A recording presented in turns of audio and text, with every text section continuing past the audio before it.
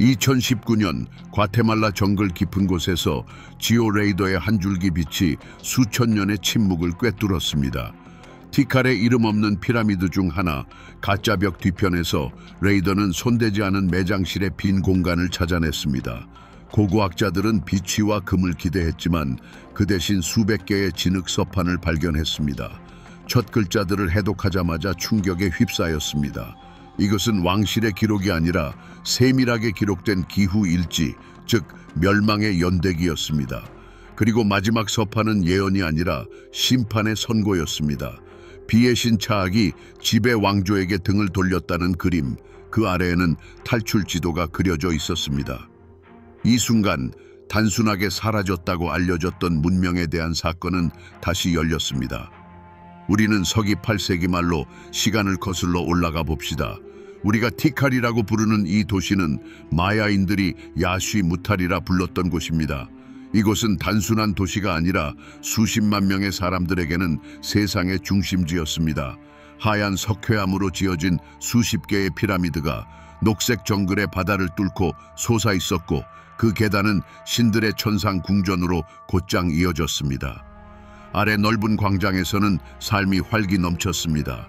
시장은 상인들의 목소리로 떠들썩했고, 깃털 옷을 입은 개찰 사제들은 의식을 거행했으며, 도시 구역들을 연결하는 하얀 길인 삭배를 따라 장인, 전사, 농부들이 끊임없이 오고 갔습니다.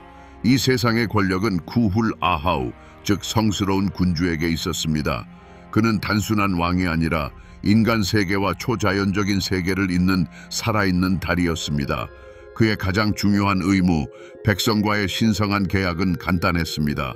그는 신들의 호의를 얻고 신들은 비를 내리는 것이었습니다. 새로운 신전이 세워질 때마다 그의 초상화가 새겨진 석비 하나하나가 단순한 허영의 행위가 아니라 이 계약의 이행 보고서였습니다. 하늘에서 생명의 단비가 제때 내리는 한 이 체제는 완벽하게 작동했습니다. 그러나 이 위대함에는 숨겨진 대가가 있었습니다.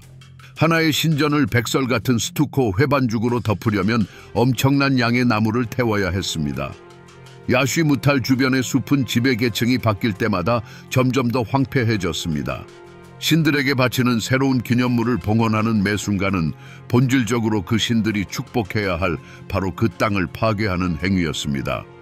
수분을 머금고 흙을 보호하던 나무들은 사라지고 늘어나는 인구를 위한 새로운 옥수수밭과 석회 생산을 위한 거대한 불꽃의 자리를 내주었습니다.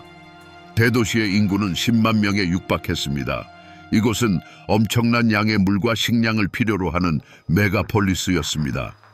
인공 저수지와 수로 시스템은 마야인들의 천재적인 공학적 해결책이었으며 아직까지는 잘 작동했습니다. 천문학자들은 천문대에서 행성들의 움직임을 타의 추종을 불허하는 정확성으로 예측하며 파종과 수학에 유리한 날들을 계산했습니다. 마야인들의 지성과 믿음이 자연 그 자체를 자신들의 손안에 두었다고 할 수 있을 정도로 말입니다. 그 마지막 평화로운 수십 년 동안 아무도 다가오는 위협을 보지 못했습니다. 가뭄과 장마의 순환은 익숙했고, 작은 변화들은 일시적인 신들의 불운으로 치부되어 새로운 더욱 화려한 의식으로 바로잡을 수 있다고 여겨졌습니다. 중앙광장에서는 또 다른 통치자의 20년 집권 기념 축제가 준비되고 있었습니다. 도시는 늘 이대로일 것이라는 확신 속에서 살았습니다. 신들이 이미 그들의 소리를 듣지 않고 있다는 것을 아직 아무도 몰랐습니다. 모든 것은 전투의 굉음이 아니라 고요함으로부터 시작되었습니다. 하늘의 고요함으로부터 말입니다. 그 해의 건기는 길어졌습니다. 처음에는 걱정을 불러일으키지 않았습니다. 수백 년간 별을 관찰하여 정교하게 맞춰진 달력은 동쪽에서 구름이 몰려와 차악신이 땅에 자비를 내릴 정확한 날을 알려주었습니다. 온 도시가 기다렸습니다. 그 날은 오고 지나갔습니다.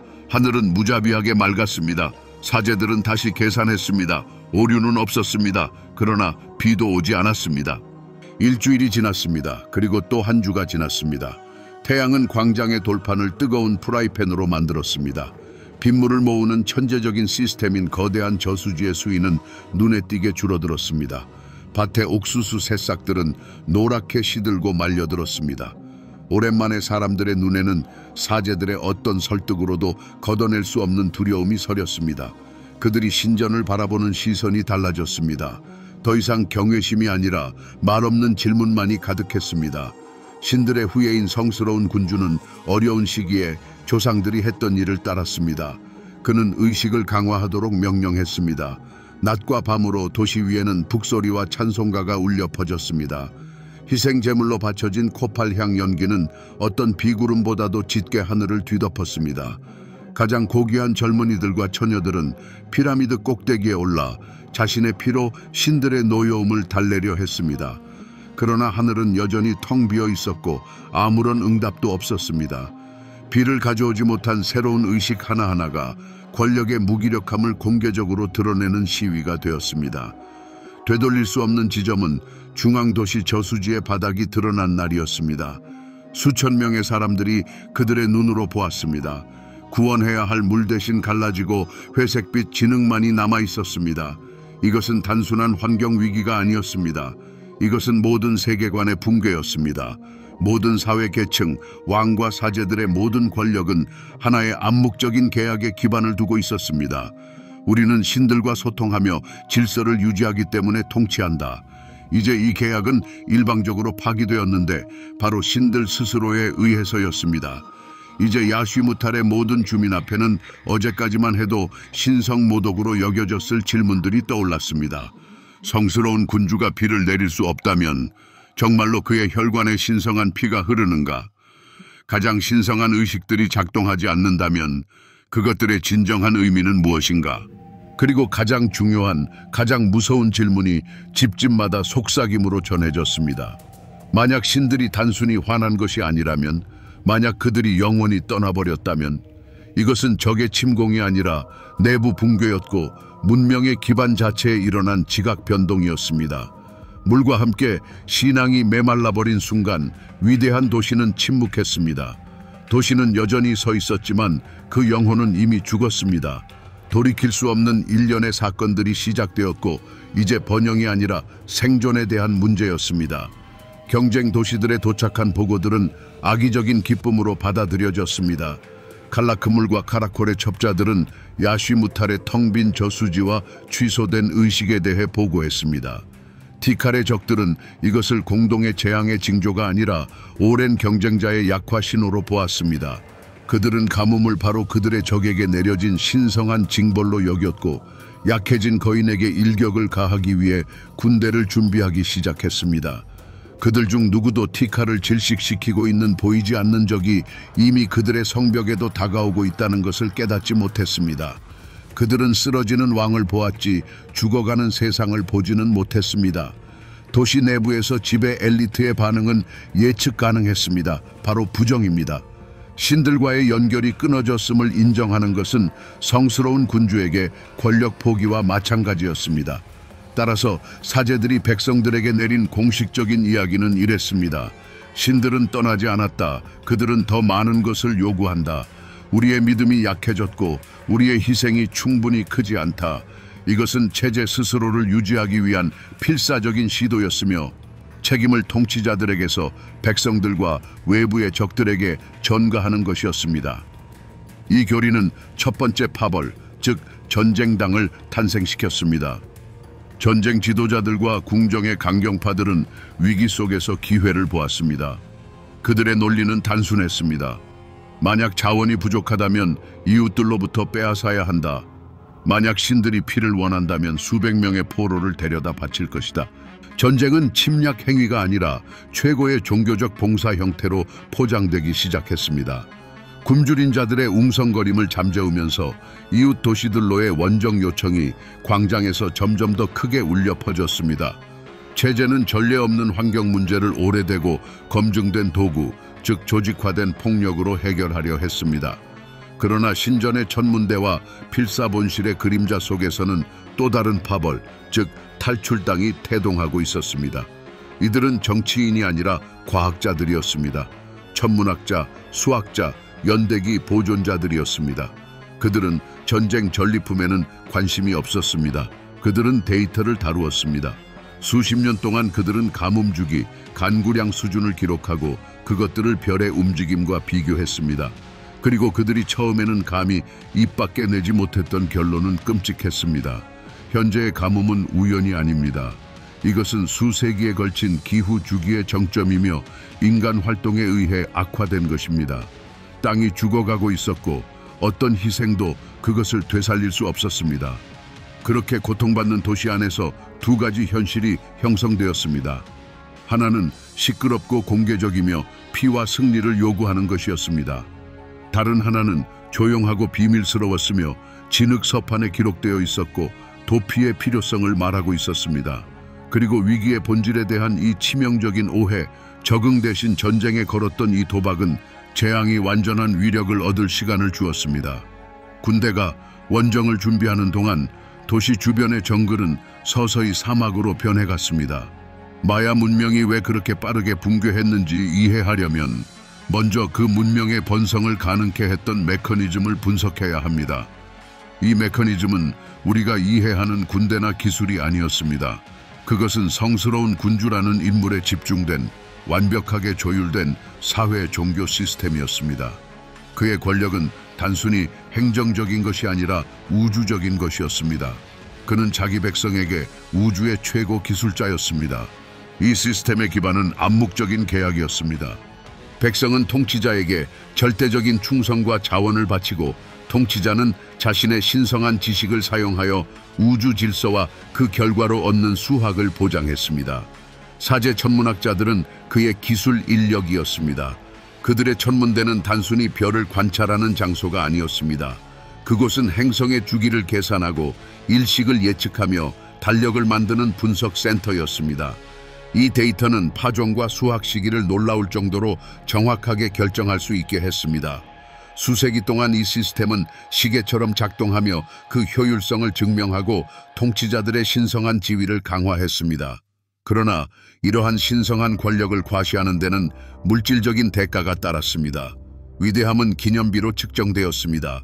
새로 지어지는 모든 신전, 모든 석비는 이전의 것을 능가해야 했습니다. 주요 건축 및 이념적 재료는 백설 같은 석회, 모르타르인 에스투코였습니다. 이것을 생산하려면 석회암을 섭씨 800도 이상의 온도로 가열해야 했습니다. 이 거대한 가마의 연료는 열대지방의 원시림이었습니다. 작은 피라미드 하나를 덮는데 수 헥타르의 벌목된 나무가 필요했습니다. 그렇게 건축의 웅장함은 환경 파괴의 대명사가 되었습니다. 바로 이 잘 정비된 메커니즘이 기후가 변하기 시작했을 때 함정이 되었습니다. 가뭄에 직면하자 시스템은 프로그램된 유일한 답변을 내놓았습니다. 신들이 불만족하니 노력을 2배로 늘려야 한다. 오래된 의식이 작동하지 않으면 새로운 더 큰 규모의 의식이 필요하다. 오래된 신전이 우리의 간청을 하늘에 전달하지 못한다면 더 높고 웅장한 새로운 신전을 지어야 한다. 그렇게 악순환이 시작되었습니다. 비의 신을 위한 새 신전을 짓는다는 명령은 더 많은 나무를 베라는 명령을 의미했습니다. 벌목은 토양 침식으로 이어졌습니다. 비가 오더라도 비는 비옥한 흙을 호수와 저수지로 씻어내려 귀중한 물을 오염시키고 저수지의 유효 용량을 줄였습니다. 더욱이 대규모 삼림 벌채는 지역 수문학적 순환을 방해하여 잠재적으로 강수량을 감소시켰습니다. 상황을 구하기 위해 취해진 모든 조치는 실제로는 재앙으로의 움직임을 가속화할 뿐이었습니다. 이 시스템에는 해독제가 없었습니다. 어느 누구도 대안을 제시할 수 없었습니다. 새로운 신전 건설에 반대한다는 것은 신들 자체에 도전하는 것을 의미했고 따라서 국가 반역죄를 저지르는 것이었습니다. 모든 권력 구조, 모든 세계관은 이 논리에 기반을 두고 있었습니다. 성스러운 군주는 단순히 벌목을 중단하고 나무를 심으라고 명령할 수 없었습니다. 왜냐하면 그것은 자신의 무력함과 전체 종교 교리의 허위성을 인정하는 것과 마찬가지였기 때문입니다. 메소아메리카의 가장 위대한 문명을 만들어낸 시스템은 자멸하는 기계로 변했고 브레이크도 비상구도 없었습니다. 모든 사람의 절망 속에서 전쟁당의 단순하고 잔인한 구호는 천문학자들의 복잡한 계산보다 더 강력했습니다. 성스러운 군주는 자신의 신성한 권력이 물과 함께 증발하는 것을 보며 자신의 손에 남아있는 유일한 힘인 군대에 모든 것을 걸었습니다. 계획은 간단했습니다. 이웃 왕국을 무너뜨리고 그들의 물과 곡물 비축량을 빼앗고 수백 명의 포로를 신들에게 제물로 바치는 것이었습니다. 이것이 백성을 먹여 살리고 신들의 은총을 되찾을 수 있는 유일한 해결책처럼 보였습니다. 도시 전체가 거대한 군사 야영지로 변모했습니다. 마지막 남은 곡식은 모두 전사들에게 주어졌습니다. 최고의 장인들은 수로를 고치는 대신 흑요석 칼날과 창촉을 벼려냈습니다. 탈출당은 그림자 속에 갇혔습니다. 돌이킬 수 없는 재앙에 대한 그들의 경고는 이제 패배주의이자 배신 행위로 들렸습니다.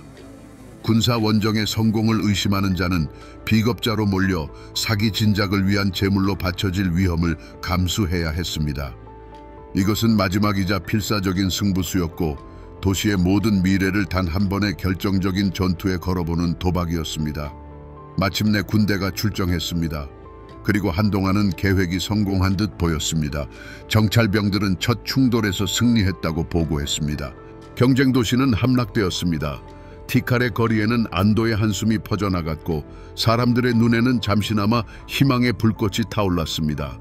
오래된 방식이 여전히 통하고 무력으로 자연의 선고를 뒤집을 수 있는 것처럼 보였습니다. 이 드라마를 지켜보는 관객이라면 이것이 결말이구나 하고 믿었을 것입니다. 피비린내 나고 잔혹하지만 어쨌든 결말인 것입니다. 문명은 전처럼 수백 번 그랬듯이 전쟁을 통해 자신을 구할 것이라고 말입니다. 하지만 승리는 잿더미로 변했습니다. 주력 부대가 점령한 도시에 들어섰을 때 그들이 마주한 것은 자신들이 도망쳐온 것과 똑같은 현실이었습니다. 텅 빈 저수지, 황폐해진 밭, 절망에 빠진 주민들. 확보한 자원은 10만 명에 달하는 티칼에 굶주린 백성들은커녕 군대 자체에게도 겨우 일주일치도 되지 않을 정도였습니다. 군사작전이 실패한 것은 군대가 약해서가 아니라 더 이상 싸울 대상이 없었기 때문입니다. 이 지역 전체가 서서히 죽어가고 있었던 것입니다. 마야 문명 붕괴의 주된 원인으로 오랫동안 여겨졌던 총력전 이론은 역사학자들의 서재에서가 아니라 서기 9세기 페텐의 황폐해진 밭에서 무너져 내렸습니다. 이것은 완전하고도 최종적인 붕괴였습니다. 더 이상의 희망은 없었습니다. 군은 승리가 아닌 침묵과 함께 티칼로 돌아왔습니다. 지치고 황폐해진 전사들은 전리품 대신 자신들의 도시처럼 세상 역시 죽어가고 있다는 끔찍한 소식을 전했습니다. 이 순간 전쟁당의 권위는 산산조각 났습니다. 힘과 약탈에 기반을 둔 그들의 전략은 창으로 꿰뚫을 수 없는 적, 바로 현실과 마주한 것입니다. 마지막 승부에 매달려 있던 성스러운 군주의 권력은 허공에 매달렸습니다. 바로 이 절망의 공허 속에서 탈출당이 움직였습니다. 그들의 지도자인 최고 사제이자 천문학자는 궁궐로 들어섰습니다. 그의 손에는 무기나 재물이 아닌 수십 년간의 꼼꼼한 관찰 기록이 담긴 점토판이 들려 있었습니다. 그는 애원하지도 간청하지도 않았습니다. 그는 증거를 제시했습니다. 그는 성스러운 군주에게 가뭄의 그래프, 수위 기록, 그리고 이 모든 것이 일시적인 신의 분노가 아닌 이 땅의 시대가 끝나고 있음을 가리키는 주기의 계산값을 보여주었습니다. 그리고 바로 여기서 모든 것을 바꾼 기발한 수가 놓였습니다. 사제는 신들이 그들을 버렸거나 통치자들이 실패했다고 선언하지 않았습니다. 그는 다른 구원적인 해석을 제시했습니다. 위대한 군주시여, 그가 말했습니다. 이것은 징벌이 아닙니다. 이것은 명령입니다. 그는 전체적인 패러다임을 뒤집었습니다. 가뭄은 죄에 대한 처벌이 아니라 야시무탈의 이 땅에서의 임무가 완료되었음을 알리는 신성한 징표라는 것이었습니다. 신들은 백성들에게 등을 돌린 것이 아니라 새로운 보금자리, 새로운 땅, 물이 있는 곳으로 그들을 부르고 있다는 것이었습니다. 이 전략은 참으로 탁월했습니다. 단순히 상황을 모면하는 것을 넘어 사제 권력의 깊은 논리를 드러냈습니다. 그들의 힘은 의례에 있는 것이 아니라 지식 독점에 있었습니다. 의례가 더 이상 작동하지 않자 그들은 자신들의 가장 중요한 자산인 데이터를 활용한 것입니다. 그들은 과학적 예측을 종교적 예언으로 바꾸어 놓았습니다. 이것은 모두에게 탈출구를 제공했습니다. 성스러운 군주는 실패한 통치자에서 위대한 이주의 지도자로 변모할 수 있었고, 백성들은 절망이 아닌 목적과 희망을 얻게 되었습니다. 모든 파편적인 세부 사항들이 하나의 완전한 그림으로 맞춰졌습니다. 사원을 위한 삼림벌채, 토양고갈, 실패한 전쟁들, 이 모든 것이 이제 일련의 실수들이 아니라 마침내 제대로 해석된 징조들처럼 보였습니다. 결정이 내려졌습니다. 도시의 마지막 자원들은 새로운 피라미드를 짓는 대신 전례 없는 대피를 조직하는 데 투입되었습니다. 수세기 동안 왕들의 역사를 기록해왔던 사제들은 이제 위대한 걷기라는 탈출 지도를 작성하기 시작했습니다. 옥좌에서 내려진 결정은 즉시 행동 지침으로 바뀌었습니다. 위대한 탈출은 혼란스러운 무리의 도망이 아니었습니다. 그것은 마야 역사상 가장 복잡한 물류 작전이었으며 수세기 동안 별의 움직임을 계산해온 바로 그 지성인들이 기획한 것이었습니다. 도시는 구역으로 나뉘었고 각 시족과 장인 길드는 행진을 위한 부대로 재편되었습니다. 각 부대의 선두에는 정교하게 무두질한 가죽에 새겨진 정확한 지침과 지도 구역을 부여받은 족장이 서 있었습니다. 첫 번째 단계는 전면적인 재고 조사였습니다. 칙령이 내려졌습니다. 오직 몸에 지고 갈 수 있는 것, 그리고 길 위에서와 새로운 땅에서 생존하는 데 도움이 될 것만을 가져가라는 것이었습니다. 왕들의 비취 목걸이, 황금 가면, 의뢰용 용기들은 궁궐에 남겨졌습니다. 그 가치는 영영으로 돌아갔습니다. 이제 진정한 보물로 여겨진 것은 옥수수와 비름 씨앗 자루, 도구를 만들 흑요석 원석, 면사 타래, 그리고 가장 중요한 지식이었습니다. 얼마 남지 않은 코덱스들은 가장 믿음직한 보관자들에게 맡겨졌습니다. 다음 단계는 떠남의 의례였습니다. 이것은 야만적인 약탈이 아니었습니다. 조상들의 세상과 작별하는 정교하게 고안된 의식이었습니다. 각 가정에서는 주민들이 자신들의 화덕과 의례용 그릇을 깨부셨습니다. 이는 이 장소와의 연결을 끊는 상징적인 행위였습니다. 마지막 통치자들의 모습이 새겨진 석비들은 의도적으로 손상되었습니다. 이것은 우상 파괴가 아니라 오히려 계약 무효화에 가까웠습니다. 즉, 왕조는 더 이상 이 땅에 대한 책임을 지지 않으며 이 땅 또한 더 이상 왕조를 먹여 살리지 않는다는 의미였습니다. 신성한 사원 공간은 봉인되었고 조상들의 무덤 입구는 돌로 막혔습니다. 도시는 파괴된 것이 아니라 보존되고 잠들게 된 것이었습니다. 이후 실제 이동이 시작되었습니다. 10만 명의 사람들이 모두 동시에 움직이지는 않았습니다. 그랬다면 확실히 붕괴되었을 것입니다. 탈출은 파도처럼 조직되었습니다. 가장 강하고 끈기 있는 자들, 즉 정찰대와 젊은 전사들이 먼저 떠났습니다. 그들의 임무는 수원지를 찾고 이동 경로를 확보하는 것이었습니다. 그 뒤를 이어 며칠 간격으로 장인들의 행렬이 그리고 농부들의 행렬이 뒤따랐습니다. 각 가족은 자신들의 얼마 안 되는 살림살이를 짊어지고 북쪽으로 예언에서 지시한 대로 물을 찾아 나섰습니다.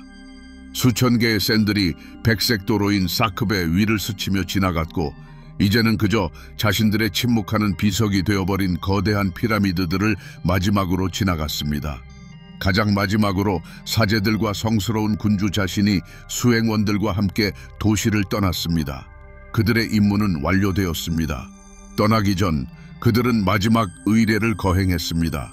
피할 수 없는 미래를 처음으로 예언하고 구원 계획을 세웠던 바로 그 사제 천문학자 최후의 예언자의 무덤을 봉인한 것입니다. 그 안에는 그의 시신과 함께 재앙의 기록인 바로 그 점토판들을 남겼습니다. 이것은 단순한 은닉처가 아니었습니다. 영원히 전해질 보고서이자 메시지였습니다.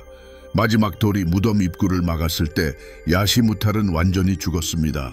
이제 그 벽 안에는 오직 정글의 침묵만이 남았습니다. 탈출 계획은 그 개념에 있어서는 탁월했지만 지도에 그릴 수 없는 현실에 부딪혔습니다. 위대한 걷기는 새로운 약속의 땅을 향한 승리의 행진이 되지 못했습니다. 그것은 길고 고통스러운 아고니로 변했습니다. 수세기 동안 마야인들을 먹여 살리고 보호해 주었던 정글은 이제 그들의 적이 되었습니다. 정찰병들의 지도에 표시된 수원지들은 말라붙었습니다.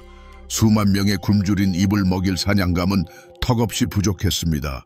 조직적으로 움직이던 행렬들은 작은 그룹으로 나뉘었고 각 그룹은 홀로 생존하기 위해 고군분투했습니다. 이 여정에서 무너진 것은 단순한 물류만이 아니었습니다. 사회 질서 자체가 붕괴했습니다. 티칼에서는 한 번의 시선으로 삶과 죽음을 결정할 수 있었던 성스러운 군주는 반셴에서 난민 부대의 족장으로 전락했습니다. 사원과 조상들의 무덤과 불가분의 관계에 있던 그의 신성한 권위는 죽은 도시에 남겨졌습니다. 별의 움직임에 대한 지식이 달력에 있어 귀중했던 사제 천문학자들은 무력해졌습니다. 그들의 지혜는 먹을 수 있는 뿌리를 찾거나 아이들을 질병으로부터 보호하는 데 도움이 되지 못했습니다. 전사들은 평범한 사냥꾼이 되었고 숙련된 장인들은 짐꾼으로 전락했습니다. 복잡하고 다층적인 문명의 모든 구조는 한 모금의 물과 한 줌의 곡물을 위한 투쟁 속에서 녹아내렸습니다. 이 구원의 대가는 참으로 끔찍했습니다. 도시를 떠나는 것은 피할 수 없는 굶주림으로 인한 죽음에 대한 승리였지만 그것은 길 위에서의 수천 가지 다른 죽음으로 이어졌습니다. 사람들은 탈진으로, 다른 절박한 집단과의 충돌로, 독사나 벌레가 옮기는 질병으로 죽어갔습니다. 위대한 걷기는 새로운 티칼의 건설로 이어지지 않았습니다. 그것은 위대한 민족의 흩어짐으로 이어졌습니다. 피라미드 건축가들의 후예들은 다른 부족들과 섞여 동화되거나 혹은 단순히 사라졌고 그 뒤에는 단지 단편적인 전설들만 남았습니다. 바로 여기에 가장 큰 비극이 있습니다. 도시를 대가로 민족을 구하려던 천재적인 계획은 둘 다 잃는 결과를 초래했습니다. 민족은 하나의 문명으로 살아남지 못했습니다. 그들의 문화, 지식, 사회 구조는 희생되었고 다시 부활하지 못했습니다. 그리고 그들이 자신들의 무덤이 되지 않도록 버리고 떠난 도시는 천년 동안 정글에 자비롭게 삼켜지고 보존되었습니다. 탈출당의 승리는 피로스의 승리였습니다. 그들은 사람들을 한 가지 죽음에서 구했지만 다른 죽음, 즉 망각을 통한 느린 죽음으로 몰아넣은 것입니다. 오늘날 이 점토판들은 과테말라 국립박물관의 유리 진열장 아래에 놓여 있습니다. 우리는 더 이상 그것들을 예언으로 보지 않고 마치 부검 보고서처럼 바라봅니다. 이것은 신들의 메시지가 아닙니다. 이것은 역사상 최초의 고기 후학자가 자신의 문명의 죽음을 소름 끼칠 정도로 정확하게 기록한 보고서입니다. 이 사건을 해결한 유물은 신비로운 미스터리의 열쇠가 아니라 모든 기업이 청산되어 폐쇄된 분석 부서의 최종 보고서였던 것입니다. 천년 동안 정글에 삼켜졌던 티칼은 완벽한 기념물이 되었습니다. 전쟁으로 파괴된 것이 아닙니다. 그저 멈춰 섰을 뿐입니다. 그 침묵은 공허의 고요함이 아니라 의미로 가득 찬 역사의 귀청을 찢는 듯한 일시정지입니다. 각각의 석비, 각각의 사원은 이제 위대함의 상징이 아니라 자신들의 행성에게 너무나 성공적이었던 한 문명의 부주의한 자살 사건에 대한 증거물처럼 보입니다. 이 붕괴의 유산은 폐허에 있지 않습니다.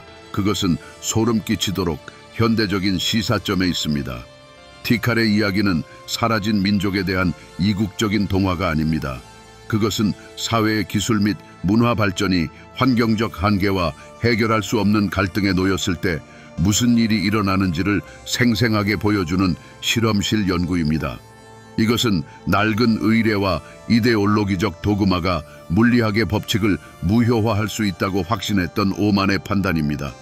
그리고 오늘날 우리가 우리 자신의 기온 상승과 빙하, 해빙 그래프를 바라보면서 우리는 그들의 역사가 남긴 긴 메아리를 듣습니다. 그것은 마지막으로 차가운 질문 하나를 던집니다.